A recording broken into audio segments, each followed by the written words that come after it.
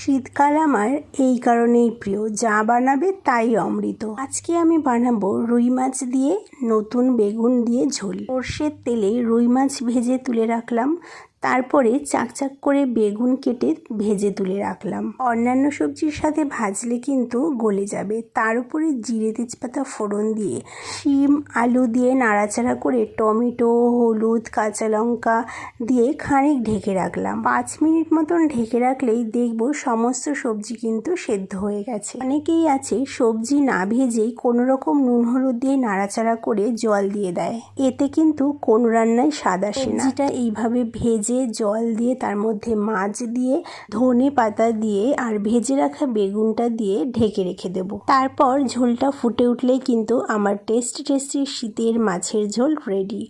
একদিন খেয়ে দেখো, দারুণ হয়েছিল খেতে। আর তোমাদের ভালো লাগলে লাইক করো, সাবস্ক্রাইব করো।